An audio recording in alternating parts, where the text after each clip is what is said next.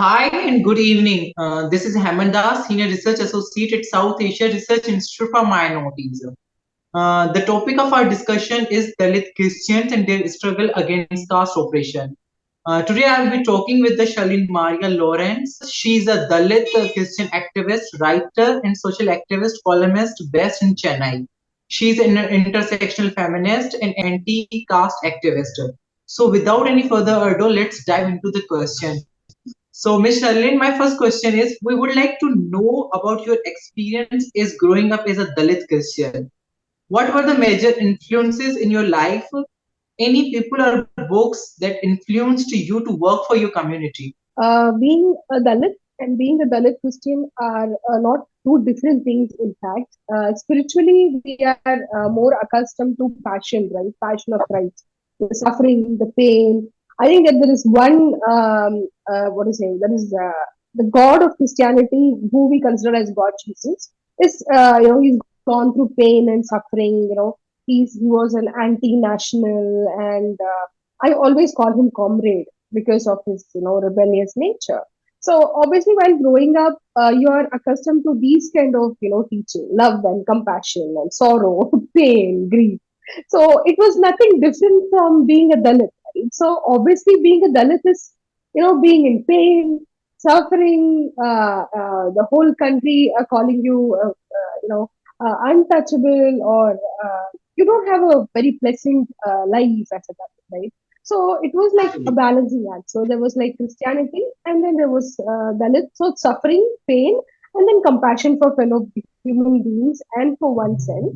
So that's how Christianity, grew in me while I was growing up as a child. So the close connection with the church as a community, because the sense of community you will not get with the society, right? Because it's a caste society. You will not get a sense of community there. You're always, outsider. You're ostracized. But the church is the only place where you're welcomed, and church is the only place where you have a community. So, my church where I belong to, my parish, was predominantly, Adi Dravidas, what we call Adi Dravidas are the scheduled caste people, the Dalits. So predominantly the church was constructed by them. So there was not much of difference. So it was like a family. So it was not a problem for me. And I also grew up with a lot of priests who were rationalists, who were Ambedkarists and Periyarists, Periyarite. So they were very rebellious in nature. They were conservative priests and they were very rationalistic anti-caste priests. So I just grew up with them. And also my father was very much involved with the Dalit reservation right, the SC status. So he used to go for all those demonstrations and, struggles, public demonstrations. So my father and my family was a part of it. My grandfather, he too was a Dalit activist. He was a headmaster and he was a Dalit activist. So he was also using his religion to gain freedom from Dalit atrocities and emancipation. And for us, it was like, Dalit activism and religion went hand in hand in my family. So I couldn't see both different. And Christianity, I think Christianity was very close to the heart because the God is crying, we are also crying. So obviously we could relate to the God, Jesus. We could just relate to him because we are also in pain, so much pain. So it is more deeper. It has a more deeper connection. For example, if you're going to ask me, I would call myself a very highly empathetic person, a very compassionate person, and I can understand people's problem. I just go ahead and help people. I think that came from this, Christianity ka core value hai. It came from that. So always help people, help others. So to be a Dalit Christian is different from being, just an Indian Christian. So these kind of experience was possible, and there's a lot of teachings in the church which was very political because we belong to. They used to teach you about fascism and all those politics and Dalit politics. So we kind of grow up. The church was more political for us. Religion is more political. So if someone is going to ask me, why did you convert? I would say conversion was the first political tool the Dalits used. So it was for emancipation. So when somebody says rise back, I just laugh at them because it was more spiritual. and it was a clear independence fight for independence. You call a fight for Indian independence, right? The Dalits fight for independence from their religion, which called them untouchable. Is also very important. So that's how I grew, and yes. I was reading about your story and your struggles. It was really, really inspiring for the Indian girls and even not Indian girls, South Asian girls and women. Your story is really strong. You came out a very strong woman. I really appreciate that. So, with that, my second question is, how would you define Dalit theology? How does Dalit Christian theology differ from non-Dalit Christian theology? What role does Ambedkar play in writings of Dalit Christian theologies? Being a Dalit in India is being an untouchable, right? You are untouchable, you are impure. You cannot enter temples, you cannot do worship, you cannot do any kind of, priestly work inside a temple. You can't even step foot inside a compound of a temple. You will be getting killed. Even until today, I'm an activist, right? So I see cases where children go inside temples, when they are playing, they just get inside temples, and Dalit children are killed for getting inside, the temples and stuff. So when it comes to that, I think my forefathers, when they converted, like six generations back, for them it was Christianity was a very delivering religion for them, because obviously they can enter, a church, they can enter the worship place, they can go to the altar, they can go ahead and touch, the body of Christ which is hanging there. They can kiss the body of Christ, right? They can kiss any deities present there, and they were welcome inside. They were always ostracized, as I told you earlier. They were always kept outside of worship when they were in the other religion, Hinduism. But when they converted, it was easier for them, because there was you're called an impure person. You're born from the feet of you know a particular god, and then there's another religion which calls you, you're my beloved, come to me, I love you, God loves you. So obviously, spiritually, to melt ho gaye. They're like, I got melted. So my past generation people, they got melted. They were like, every man needs religion, right? Every man needs spirituality. You can't just go ahead and say, okay, I'll be a rationalist, I'll be an atheist. It's not uh, accessible. Rationalism or atheism is not everyone's stronghold. Man needs hope. It is all about the question about from where did I come from, where I'm going to go after death. After death, what's going to happen to me? It puzzles me. So there is God. There's someone who will punish your oppressors. See, I'm thinking about a God which is punishing me, and then there I'm thinking about Christianity where the God will punish who will oppress me. So it was easier for them to convert. So Dalit theology, I would say, touch body. So I was considered, impure. My body is considered impure. But there is a religion where the body of Christ is given to me. I can take the body of the God, and also I can be part of, the church. That's what they call a congregation, right? So, the sense of belonging to a community and the divinity, the spirituality. That's what is Dalit Christian theology all about, right? Uh, Words of consolation, words of motivation. I think Bible, I have a lot of criticism on the Bible. I think it's a very patriarchal tool, but there are parts of Bible. I think the New Testament, which is very loving. It's all about love. I think there's so many places the word love comes. So it's about love and compassion. So people hearing the story of Christ, so they can connect with it. So spirituality, when they say, you convert, and the upper caste people know, every time they retaliate to me, they say, you converted for rice bag. No, we converted for love and compassion and spirituality, dignity. We got dignity in the religion, right? That's why I got converted. So it is more like, I'm leaving something which totally oppressed me, and I'm going into something which, where I can surrender myself and which kind of embrace me. That is what the theology is about. And I think for other Christians, it was different. For upper caste Christians, a lot of people also converted to Christianity because of the benefits they were getting from Christianity. For example, they were getting English education, they were getting quality education, those kind of things are there. And so they also converted to Christianity. But Dalits, Theology is about liberation. It's about surrender. It's about spiritual, becoming. It's about spiritual union with the religion. That they found very easy with Christianity. And also, I would say, for example, I'm from Tamil Nadu. There's something called Tamil culture, Dravidian culture. It was easier for them to, adapt those practices into Christianity.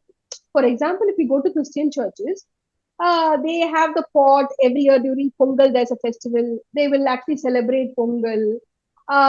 They'll use a lot of whatever is a part of Tamil identity, right? It's been adopted into Christianity very easily. They don't call anything as haram or anything as, we will not use this or anything like that. Instead, they adopted it very easily. So, being a Tamil, for me to convert into Christianity was very easy because the same old tradition. You can keep kungum here. See, I am having a botu. Nobody will say anything about that. I can wear flowers. All the Tamil celebrations, all the traditions was adapted into Christianity. So it was easier for them to convert also, right? So a more comfortable place to practice your traditions. So that is Dalit, Christian ideology or theology, which we've been talking about for the last couple of years. And I've been speaking about it. I've been writing about it a lot, and people are like, yeah. And even, for example, Pandit Ayodhi Das, right? He's one of the Dalit pioneer Dalit reformers in Tamil Nadu. He's the father of the Dravidian movement. He coined the word Dravida. So Ayodhi Das says we are all, indigenous Buddhists. All Tamil people are indigenous Buddhists. So whatever Buddhist things we had, the traditions we practice as Tamilians, a large part of it is in Christianity also, then Christian tradition in India. So this is Dalit theology for us. It is like our language, our life, our indigenous nature, amalgamating into the spirituality of Christianity. So that is Dalit Christian theology. You explained it really well, the theologies. Our audience would love the way you explained it. I would say that in the eyes of God, we are all are equal and same. And my third question is, what differentiate Dalit Muslims, Dalit Hindus, and Dalit Christians in modern day India? Also, is there a difference in the kind of discrimination or persecution faced by them? And being a Dalit itself is a curse in India. So being a Dalit Christian, Dalit Muslim, Dalit Hindu doesn't make a big difference. Yeah. So they all go through the same level of persecution. Dalit Muslims, the Pasmandas or the lower caste Muslims, they also go through the same kind of uh, persecution within their own community. For example, uh, and Dalit Hindus, they go through persecution in the hands of upper caste Hindus. And Dalit Christians, likewise, upper caste Christians. But there's another thing also. For example, within our community, for example, anybody from any religion, there is two things when it comes to being a minority and a Dalit. For example, Dalit Hindus go through caste oppression, but we go through Dalit Muslims and Dalit Christians go through caste suppression as well as religious hatred. So there is this communalism, growing hate for minority religions in the country. So much of intolerance. So there's so much of persecution. So we go through both. For example, if you see Kandamal is in Orissa, and a lot of Dalit Christians converted to Christianity. And the VHP men, they persecuted them, they burnt the villages, they killed them in the name of religion. So there is an intersectionality there. They are Christians as well as they are, Dalits, and they go through double oppression. And they also go through oppression from upper caste Hindus, right? They also go through oppression from upper caste Muslims or whatever. So I think we converted for religious purposes for spirituality, but we also thought we'll be delivered from casteism. But those people who converted, from the upper caste to the same religions like Christianity or Muslim, they still practice casteism, right? So in the church, I still face oppression from an upper caste Christian. So for me, Christianity didn't deliver me from caste. In fact, so I have dignity, but still caste system is still there. It has been absorbed from Hinduism. It is still there. And even in Muslim community also, it just happens. And you also have this part where uh, the other religious upper caste people also, they kind of persecute us. So untouchability is there, discrimination is there, but they also say, oh, you got converted, so you should be delivered from casteism. No, there's no casteism for you hereafter. That is a bias, that is a hindsight bias, that they think it doesn't happen, but we are actually crushed under caste. There's, when I say Dalit Christian, no, when I use that term in social media, and people come and say, oh, you're a Dalit Christian, why are you calling yourself Dalit? You're not Dalit anymore. You've been like delivered from caste. There's no problem, caste problem for you. But is that the truth? That is not the truth, right? Truth is different. I'm still being persecuted. I'm still being oppressed. But people think once you convert, caste system goes away. That is totally wrong. Doesn't go away. Even after conversion, we are going through communalism, we are going through caste oppression, we are going through minority hatred. And as a Dalit Hindu, at least if someone gets affected, if they, even for Dalit Hindus, it's very hard. Somebody kills a Dalit Hindu, nobody talks about it. And if you're a Dalit Christian or a Muslim and something happens to you, still nobody talks about it because of your religion also. So it is very complex. So any religion being a Dalit is a problem.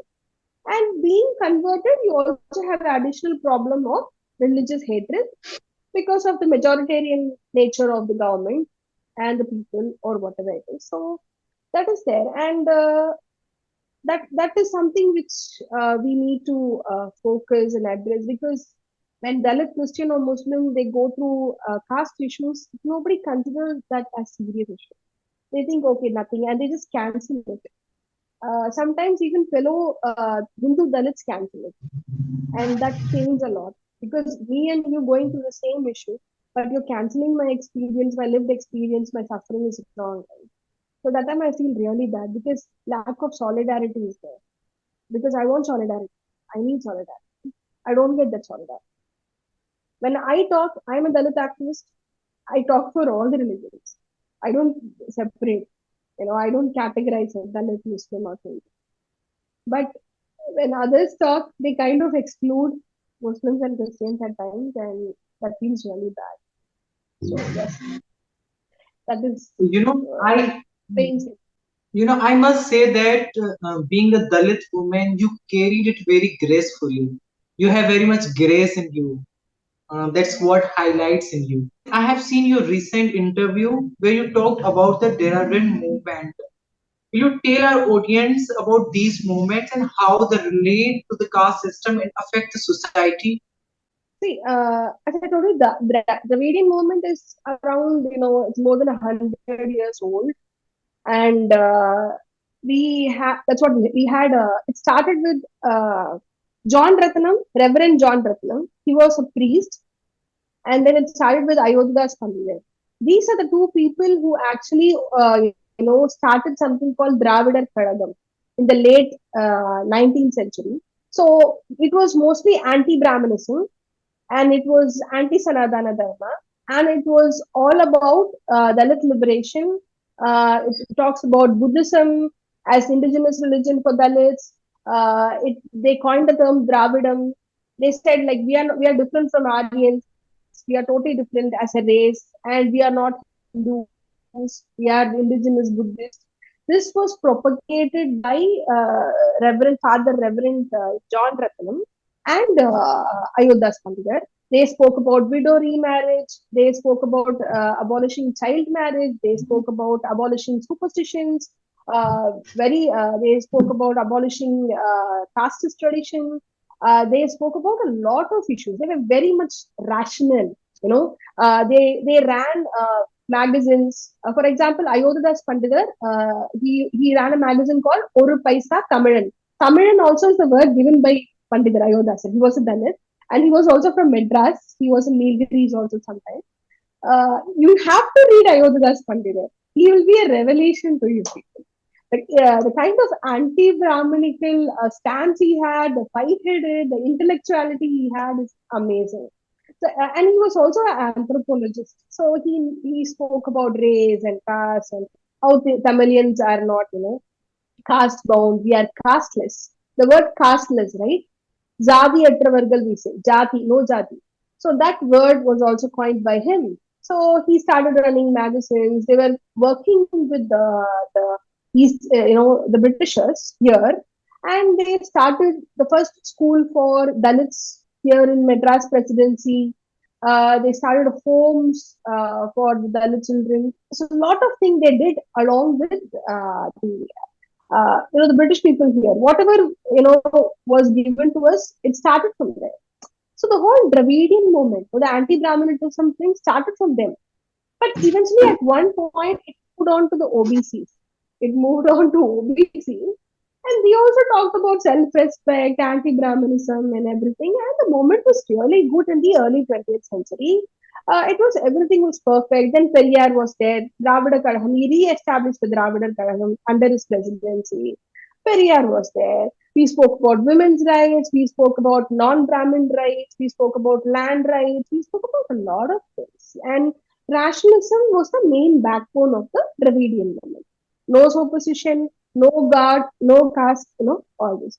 But what happened after 1950s is that we have the emergence of two political parties, DMK and ADMK.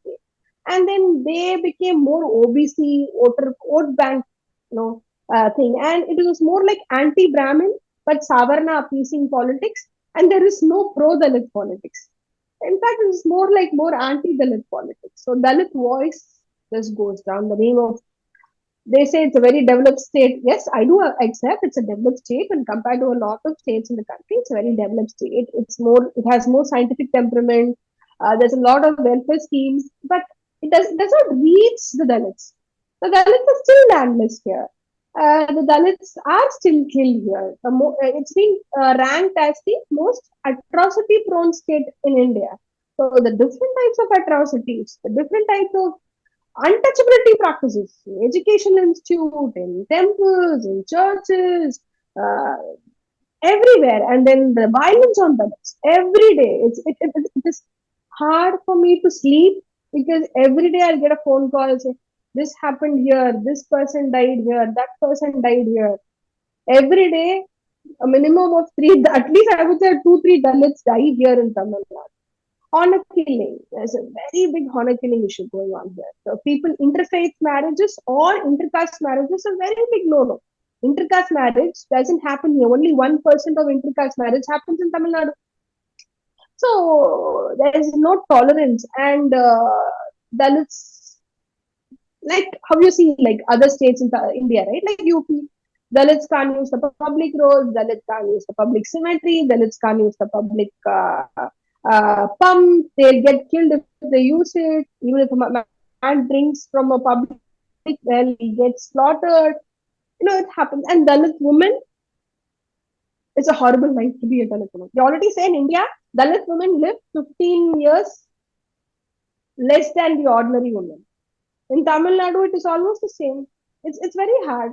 Rapes of Dalit women happen on a regular basis. Gang rapes, gruesome gang rapes. Nobody talks about. The media will not talk.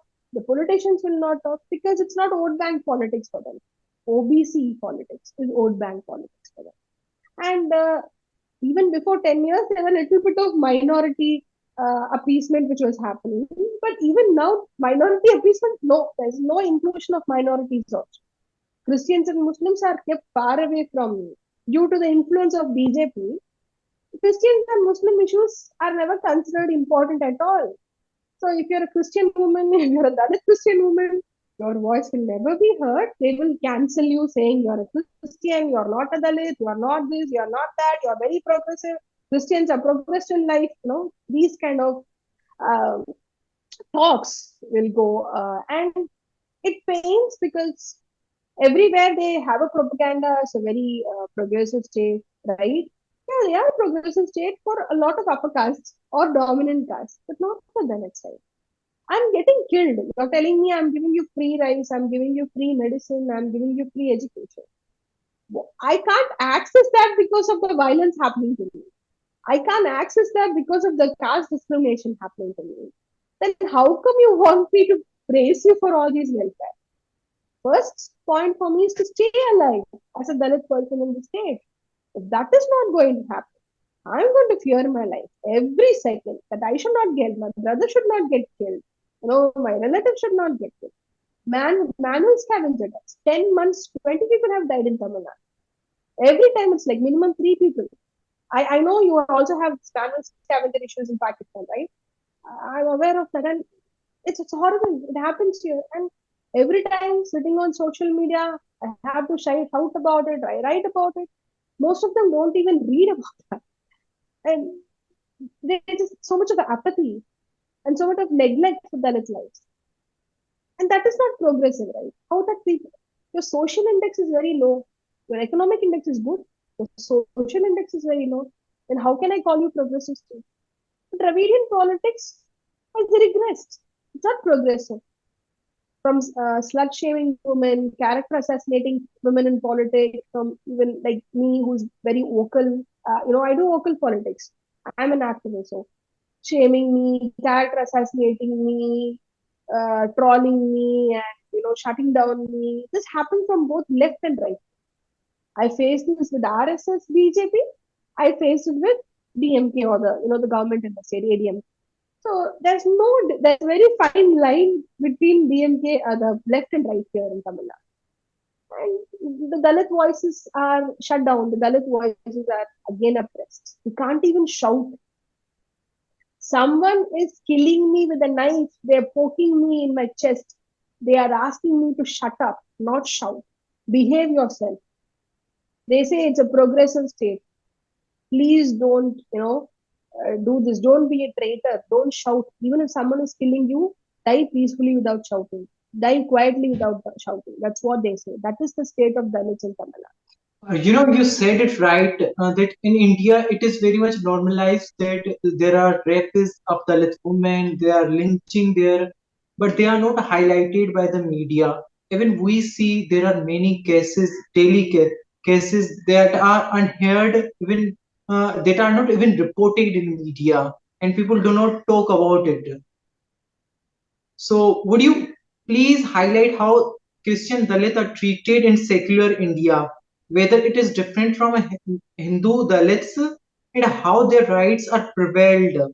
What is your opinion on reservation of Dalits, Dalit Christians? What is the future of Christians in India? See, Dalit Christian go through the same amount of operation gone through by Dalit Hindu, yeah, or a Buddhist Hindu, or whoever it is. We have found consolation and spiritual dignity, right? We have found a little bit of consolation of having that religious freedom, but the country does not treat us right. They kind of refuse, deny our rights, right? And they say either you're a Christian, you don't need it, or you're a Dalit Christian or not a Dalit at all. So they just cancel away your lived in experience, as I told you. And nobody supports us. There is very less solidarity.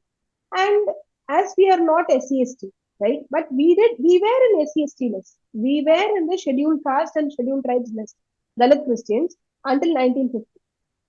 From the time, we Dalits were given reservation in India in the time of the British. Somewhere around 1936, we got it. Because of Ambedkar Baba Saheb, we got it in 1936 itself. The OBCs got it later on. But after that, what happened is during Congress government, they cancelled, the reservation of Dalits, or they cancelled our SC/ST status. Okay, because they were scared of conversion of minorities, because their majoritarianism will be at stake. So obviously, we do not enjoy the SC/ST reservation, or we do not enjoy the SC/ST Act, because we have the Prevention of Atrocities, Act, right? SC/ST Act for the crimes committed against Dalits. So we have the SC/ST Act, which is very good act, but it's not implemented properly. That is one critic. But that act will not apply to me if something happens to me as a Dalit Christian. It only happened to see. It is only applicable to Dalit Sikhs, Dalit Buddhists, and Dalit Hindus or atheists, but not to me. Okay, because Atheists are also considered as Hindus by default in this country. So Dalit, Christian or Muslim, if slaughtered, raped, assaulted, they cannot file an SC/ST case. I am a Dalit activist. I've been working with Dalits, and this I have encountered this while working for Dalit atrocity. For example, I told you about manual scavenger deaths, right? So during manual scavenger deaths in Madras, a lot of people are Christians, Dalit Christians.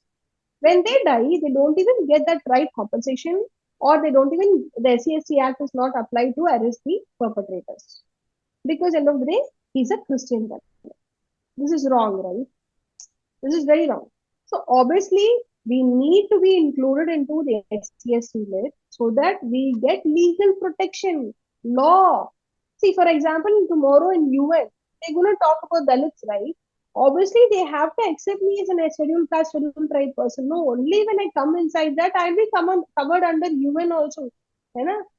So, how will the world recognize my plight, my sorrow, my years of oppression if I'm not included in the scheduled caste, scheduled tribe? You know, that's okay.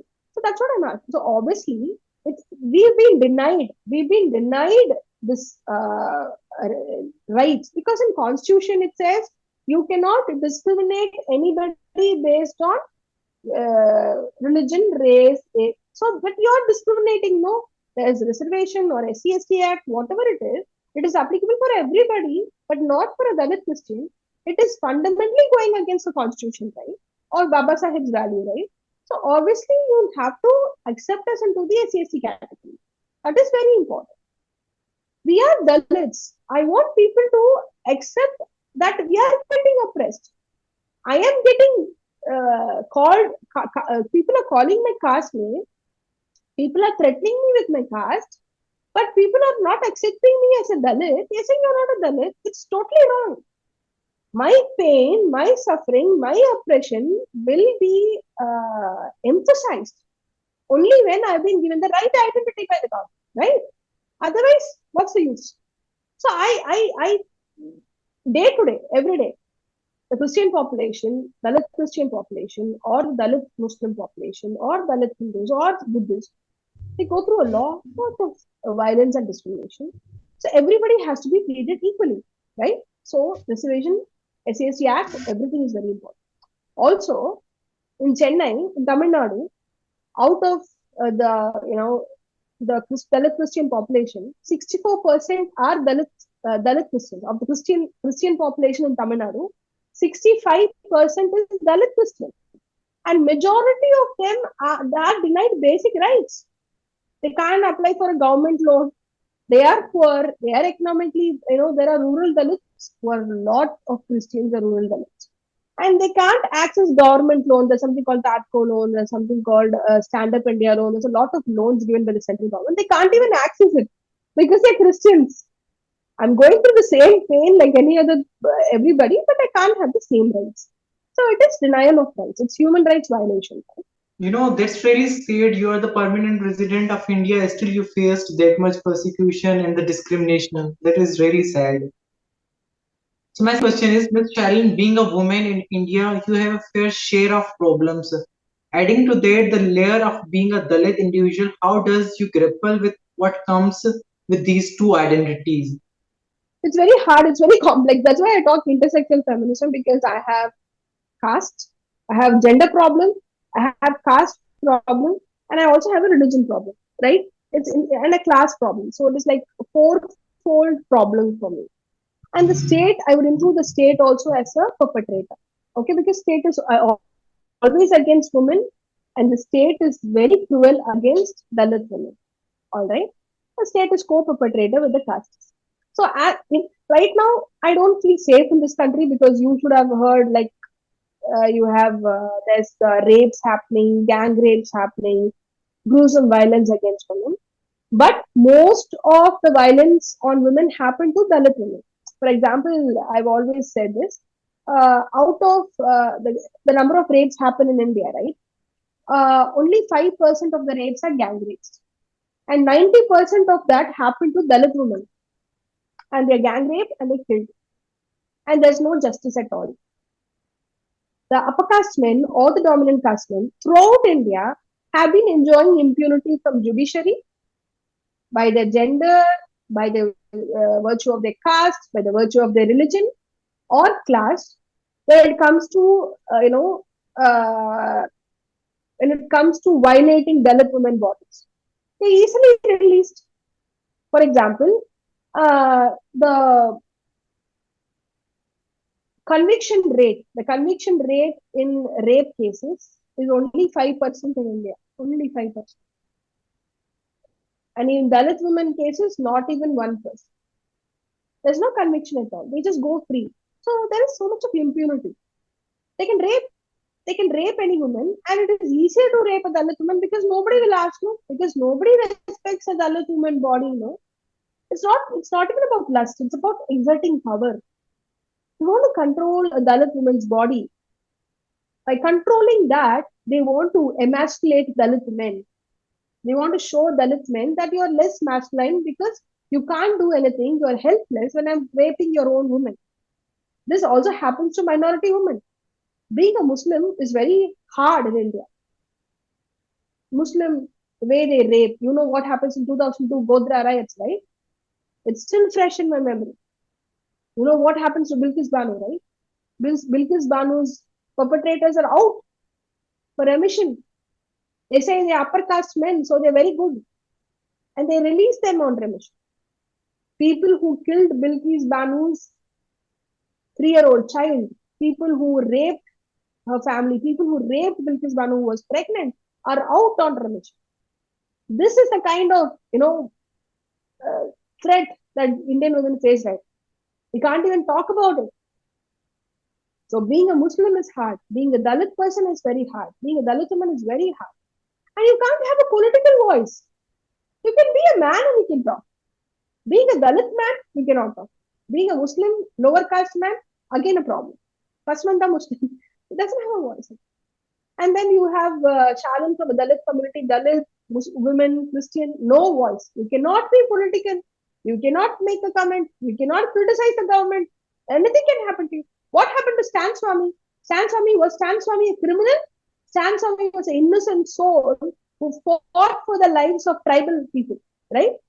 Who fought for this. He was an elderly man above 80 who died in the prison. He was persecuted. That was religious persecution. That was persecution of, that was human rights violation. These things happen. So being a minority, being a Dalit is a problem. And being a minority and a Dalit, the intersection is very critical. And being a minority, Dalit and a woman is like suicide only. It's better not to live like one. It's better not to live like, like me. It's very practical. And that too coming from a lower class. I came from the slums. I lived in a slum. My relatives still live in a slum. I am from the lower strata of the society. No respect for me. And I cannot talk. I cannot raise my voice against the state government or the central government. Nothing. I can sit here and talk about America. Yeah. So I can talk about Joe Biden. I can talk about Trump. I cannot talk about people here who are fascist, who are casteist. It's very hard. So I make it a point that I fight against all these odds. I make it a point that, I will fight against this. So I chose intersectional feminism, which will talk about all these criteria. And I think that came from Ambedkar. So the more I read Ambedkar, the more I got to know about Ambedkar. I got to know about my rights, the amount of good things he's done for me, the laws he's passed for me. The Constitution of India, it's a sacred holy book for me. I don't have a holy book. I consider the Constitution of India as a holy book. I belong to this country. I'm an Indian. So obviously, I need to be protected, irrespective of my denomination, irrespective of my caste, my gender. I need to be protected. That's what Article 15 says. So that fight is feminism for me. That fight is intersectional feminism. This is really disheartening to hear that how women and Dalit people are being treated in India, modern day India. So my last question is, in terms of where you place yourself, would you think you have more space within women or the Dalit movement? Or do you think that the Dalit movement is itself running parallel to these? I'll tell you a very interesting thing. As a Dalit woman, I have no place in the women's movement. They don't consider me at all. Okay. Most of them don't talk about Bilkis Banu. Most of them don't talk about Shalin Mariala. Okay. Or the Hathras victim. There's no place for us. And there is Dalit movement, which is supposed to be more a feminine movement. Dalit movement is a feminine movement. If you call yourself an Ambedkarite, you have to talk for women's rights. But unfortunately, the current political situation in India, in the Dalit movement itself, has excluded itself from the women's movement. So I don't have place there also. In Dalit movement, I don't have a place. I don't have a place in women's movement. So I'm running a parallel and an parallel movement, a parallel movement which is called the Dalit movement. Yeah, which fights against patriarchy, which fights against caste and class. And I have problems with both of them. Both of them are, both of them are torturing me or not to talk my rights. See, they don't talk my rights, but when I talk about my rights, they don't want me to do that. Especially Dalit movement also, it's okay, we can, teach them things, but there is the mainstream women movement, right? It does not raises a problems faced by a Dalit woman, or a marginalized woman. It is more of, like white women's feminism, it is most of upper caste feminism. It will talk about liberation, clothes, going to work, coming back, all those things. It will not talk about rapes, it will not talk about violence, it will not talk about discrimination, doesn't happen. So I have to run something called a Dalit feminist movement, or that is that nobody accepts. They think it's a very big threat for them. But I think uh, that. But I speak for other women. When I talk about my rights, I also talk about when an upper caste woman gets violated. I talk about when a Dalit man gets violated, he's been discriminated. I talk for him, but I want everybody to talk for Dalit rights too. Without Dalit rights, you cannot achieve annihilation of caste. Okay? Because a Dalit woman faces oppression from the state, religion, caste, gender, and class. From her own man, inside her own home, she gets violated. I am a domestic violence survivor, but not from a Dalit man, but from an upper caste. But I came out of a domestic violence situation. Women are not safe within their own homes, within their marriage life, within any relationship. So obviously, a fight is from the grassroots level, right? And Dalit women can have other castes, the dominant caste women as allies, and Dalit men or Bahujan men as allies, and fight against these oppressions. So Dalit feminism is the only way forward to put an end to caste-based atrocities or religion-based atrocities or gender-based atrocities. So that is very important. That's why we have to go down, drill down to the grassroots level, and that kind of feminism we should talk. But that kind of feminism threatens mainstream feminists and men. And that is a very big challenge in front of me. I have no idea how I'm going to do it, but I am going to do it. I've been doing it for the last 7 years with a lot of abuse, threats. I've had life threats. I have a lot of things, but I will fight. This is my fight. I've chosen for it. I've got one chance in my life and I'll fight it. Any final message to our viewers? Viewers is I think my neighbors are my friends. So I love India. I love Pakistan. I like all the traditions of Pakistan and uh, the music. I've been a great fan of Mehdi Hassan, and there's a lot of things I like in Pakistan. So I have no hate for it, and as I love my Indian brothers, I also love them. And it was I've spoken to a lot of people in different countries, but when you called me to speak for Zarim, it was very close to heart. I told everybody, this is from Pakistan. I'm going to talk because they are my brothers, and politically we are different, but uh, what do you say? By blood and everything, we are together. We are relatives. We are related. So I feel very happy talking to you, Zarim, and your questions were very impressive. I'm telling you. because I really wanted to talk on these issues because in mainstream Dalit politics, religion is not considered as a criteria itself. But they don't ask about religion. But this is the first time ever somebody spoke about the religion and theology behind it. And I really love this thing. And whatever work you're doing, it's great. So I thank Zareen for the opportunity to reach to you people. And you're very considerate with your questions and the way you handle the interview. I'm really happy with this interview. It's very, uh, honestly, it's very close to my heart. So it means a lot. Thank you so much, Hema. Thank you, thank you, thank you very much for your sweet message. You know, in a nutshell, you talked about everything. You talked about Dalit Hindus, Dalit Christians, Dalit Muslims. In a nutshell, you highlighted about the persecution, lynching, and everything, how they are discriminated in India. I feel like it is one of the best interviews I have taken from you, Shalin.